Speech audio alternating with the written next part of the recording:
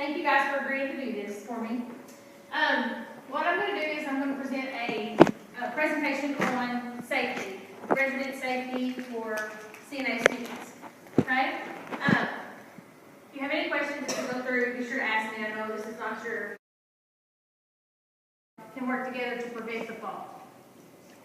The performance objectives that we'll do in the lab will show what nursing interventions will prevent falls, either initiated by a nurse assistant or a licensed nurse at the facility. You will use particular interventions for particular risk factors. So you'll work as a member of the nursing team, you'll choose an intervention for each particular case, and you'll assess whether the intervention was effective. Earlier this year.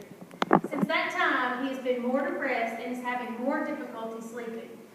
On admission to the nursing center, he used a walker to get around, but now he mostly uses a wheelchair, and he's less able to do his own toileting and grooming. His safety awareness is poor, and he has had many falls. Most of the falls have happened at night after his private duty caregiver has left to go home. Looking back at the scenario, it's seeing what are the high-risk factors for falling. So think back. What do you think were some of the high-risk factors for falling? The blood pressure, that could be some.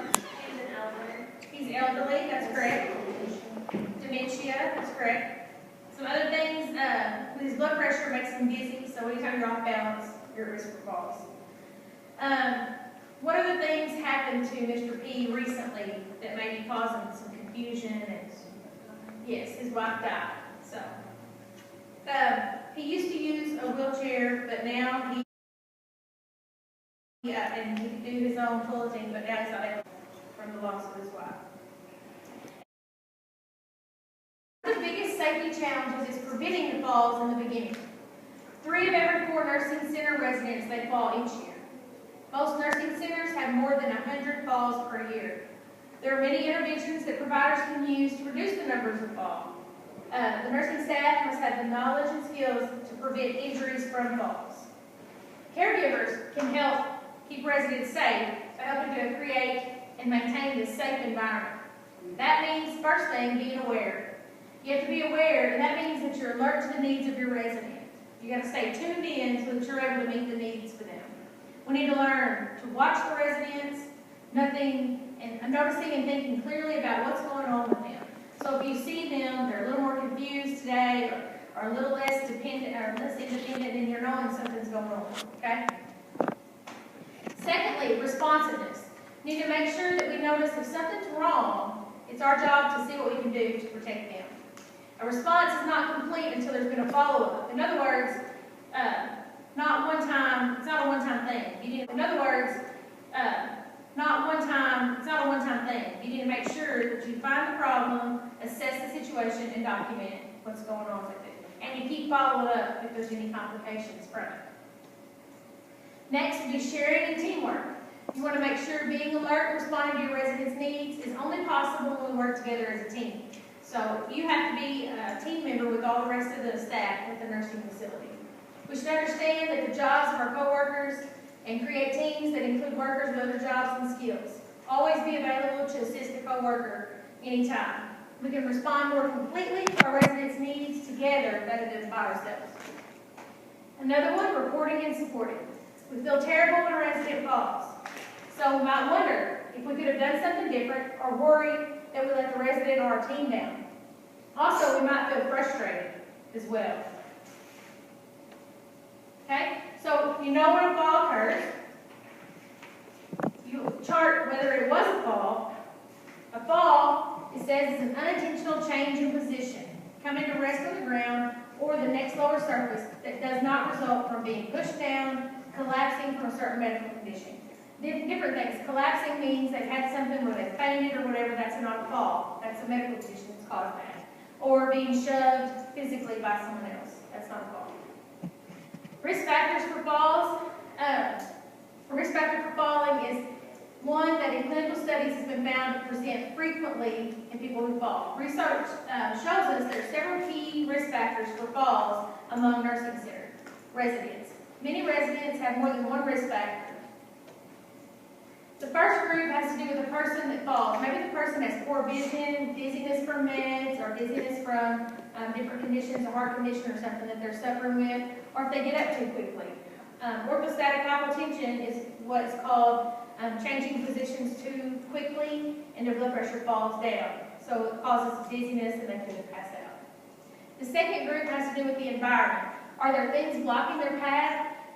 Is the floor wet? Are they walking in a place that's unlevel? Are the floors having tiles that are sticking up? Are they have the shoes that they're wearing, are they difficult wearing them on carpet? Do they get caught and snag and cause a fall? You want to check if they are at risk for falls, and you want to make sure and see if they've had previous falls. You want to see if their strength is good. Stroke victims really have a lot of trouble with their strength. So you may have, that may be what's called causing the fall. You want to check their gait and balance impairment. You want to make sure that if they need different shoes or different things that you've got that, or that someone's assisting them with all ambulation. Meds, that's another risk factor. Some certain meds, like we said before, here's a few of them that are listed, the sedatives, hypnotics. Those can cause falls because they're not themselves. They're really not alert to what's going on because of the meds. Alzheimer's disease is a big one, and dementia, they're confused. They think they can still do things. They're up walking faster than they're really supposed to be walking, changing positions real quickly, and they forget that they're not able to do that. And then also vision impairment. Sometimes we have poor vision, and that causes things. They can't adjust to how deep the step is or how high the step is, and then they tumble and they have a fall. The risk factors for falls, like we said, previous falls, diminished strength, gait and balance impairment, medications, Alzheimer's disease, dementia, or vision impairment. Those are things to keep in mind. Poor lighting or a cluttered room. That's one of the big risk factors for falling. Sometimes you've got tables sitting out, and normally us, we'll know to just kind of walk around. Well, the elderly that are suffering with some of those risk factors, they just get up and triangulate and they walk into the table or walk in a chair, or they can't pick their feet up and get it around, so you see them hitting the edge of the chair and then bam, there they go, they've fallen. Okay? The other thing is equipment that we may use. If you'll notice, sometimes you see people who have walkers that have tennis balls on them. Then that could be a risk factor. Sometimes they have trouble getting up just to fall. We talked about that. Excuse me, that can be due to a stroke, seizure. So it's your responsibility to Oh wait, I'm going. an assignment that you can work on together, and we will go over it tomorrow.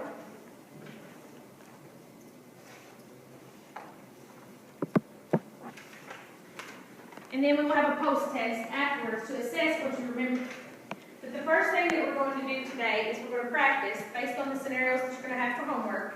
We're going to go over these few scenarios where I'm going to demonstrate you lift a patient to a sitting position. This is moving a resident to safety. So in case of a fire, tornado, some of your residents aren't able to move, okay? So I'm going to show you properly how to do that, okay?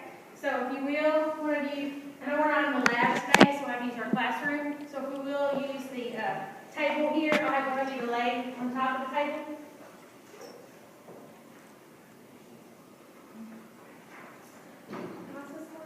Yeah. Okay.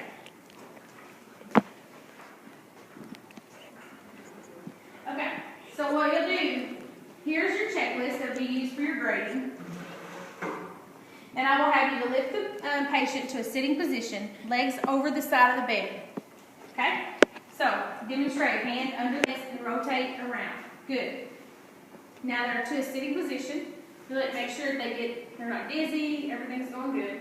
And now you will grasp the patient behind the underarms. And then you'll have to come on this side here. You have to be on this side when you do that. And we'll practice this more in different scenarios in the labs. So you'll kind of turn to the side a little. Okay, and then you'll go underneath their arms, and you'll drag her down. And I know you can help her. So in real life, the resident wouldn't be able to help you much. So you just kind of fall against her, like it shows in the slides. Okay, and then you would, since everyone's safe, you would drag her to safety. Okay, good job. So that would be the steps that we'll go over. Okay, secondly, now I want you to prevent Allison, she becomes dizzy and she's going to fall. I want you to prevent her from hitting the ground. So what you would do is you go by the steps here in our textbook. You're walking her and she becomes dizzy. You're holding her here. So what you would do is you will lower her to the ground as she comes against your body. Okay? So you will act like you're going to fall, and then you put your body underneath, like here, and easily let her go down, slide down your leg. Okay? All right. So we're walking. You become dizzy.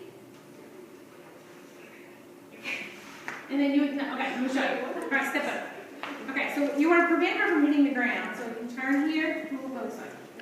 So we're walking, and then you feel like you're dizzy. So then your underneath come down, and you will lean against him. Yeah, keep leaning against him. And I would ease her to the floor so that she doesn't fall. And we would come on flat. Okay? Okay, good job. Okay?